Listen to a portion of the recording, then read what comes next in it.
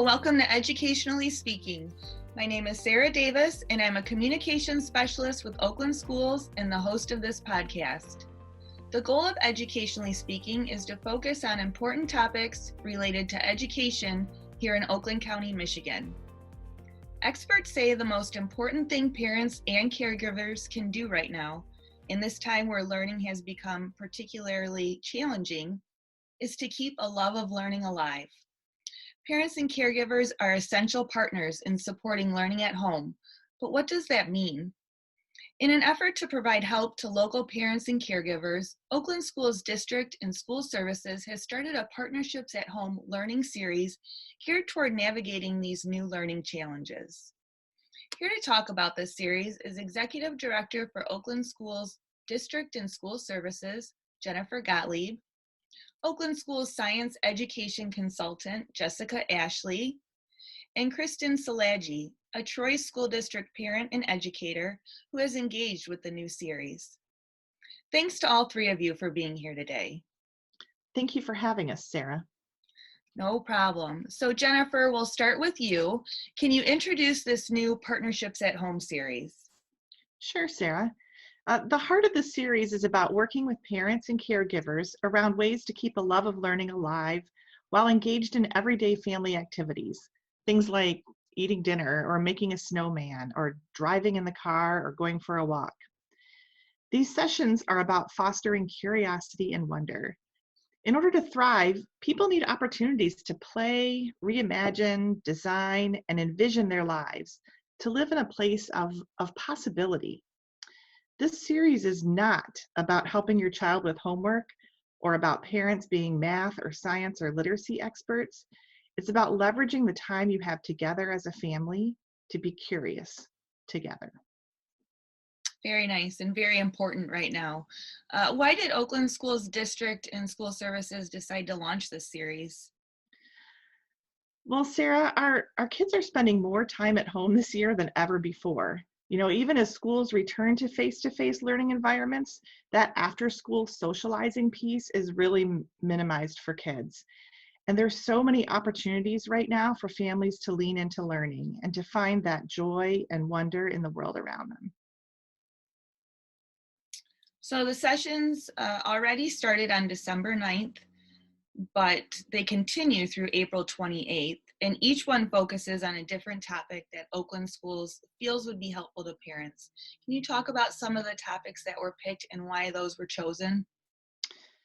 So we have a huge variety of topics in this series, and we were really thinking about what would be meaningful to parents of children at different ages.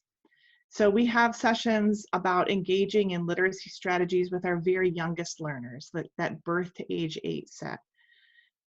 We have a session on supporting families with helping teenagers thrive in our current context. We have a session coming up where we're going to explore math ideas through games, books, and conversations, but not worksheets.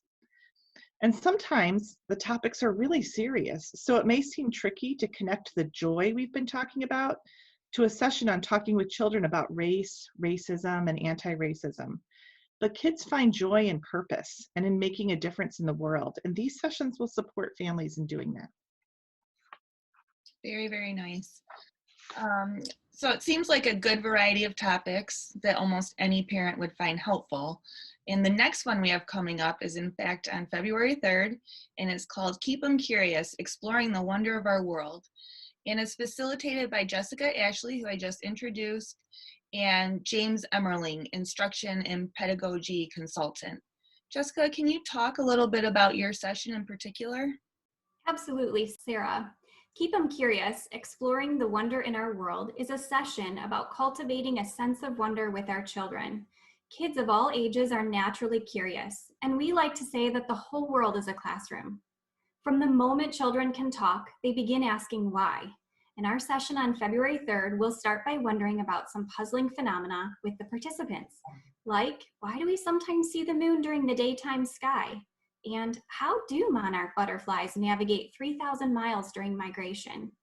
These types of puzzling questions that our children ask, or that we can ask our children, are excellent launch pads into being curious together. After a bit of wondering together, we'll transition into thinking like a scientist and how that can help families figure things out and solve problems. We'll hone in on 4 important questions that will drive conversations in your family to promote a sense of wonder and scientific thinking. We'll even walk through a teenage example of what to do if your teenager's car won't start one morning. You know, when scientists are doing science, they begin with a question, and parents can promote curiosity and wonder, not by giving children the answers, but rather connecting with them and asking some open-ended questions. When parents do this, they empower their children to access their own knowledge, to make sense of their situation, and work towards solving their own problems. We'll offer up some question stems that parents can use with their children when they wonder about something. This session will conclude by providing families with some informal resources for how to engage in our wonder-filled world as a family. That sounds like an amazing session. I know I have 2 young boys, and there's been, with the at-home learning, there's been a lot of scientific experiments going on. So having some guidance in that realm would be very helpful. When the idea was presented by Oakland Schools District and School Services to start this series, what made you and James apply to hold a session? Well, Sarah, we were so excited for the opportunity to share how important the practice of science is in our everyday lives. Science concepts are all around us if we choose to look at our situation through that lens. Science shapes our everyday lives in so many ways, anything from playing sports to cooking in the kitchen, and even policy in our world. Even right now, in the midst of the pandemic, people are looking for science to solve a global problem. These are all opportunities to have great conversations with our kids. When we provide children with the right scaffolds for systematic thinking and to think like scientists, they see challenges as opportunities. And they start by asking questions, seeking advice from credible resources, gather some evidence, and then work towards their desired outcomes. This way of thinking promotes collaboration and innovation and builds resilience. No longer do we need to memorize a bunch of scientific facts. Google is pretty good for that. But rather, children are learning to think like scientists in their everyday classes by exploring puzzling phenomena. And parents and caregivers can utilize thinking like a scientist to keep them curious at home. Right, and like we mentioned, that parent connection is so important. So thank you, Jessica. Kristen, you're a mom of 2 in the Troy School District. How did you learn about the Partnerships at Home series? I came across a flyer. I'm pretty sure it came out through the district. I just know it was in my email box.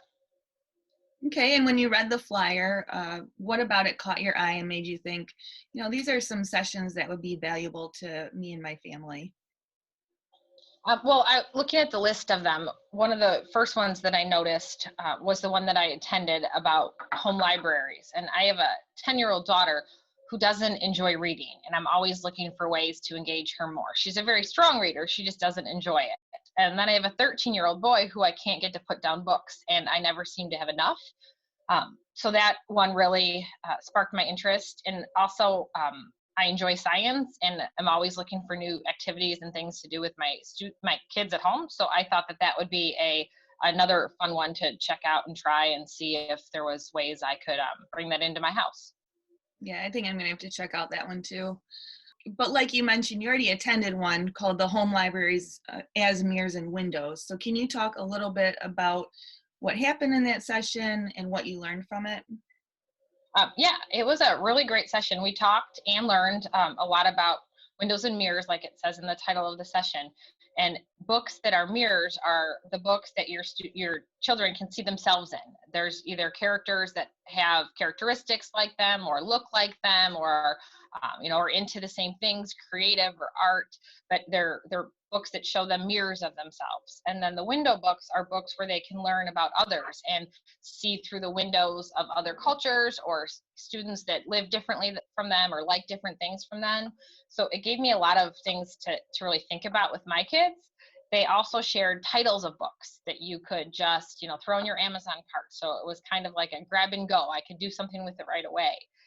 But one of the things that was, I think the best for us is that they kind of challenged you or talked to you about how to do a library inventory at home, to kind of go through your home library with your kids and see, do we have mirror books? Do we have window books? If we like science, do we have books on the things we like? If there's things we don't know that much about, do we have books that teach us about those? So it was really an interesting activity that the kids and I are starting small and trying to add to our library by doing that inventory and see what's missing that we should probably include.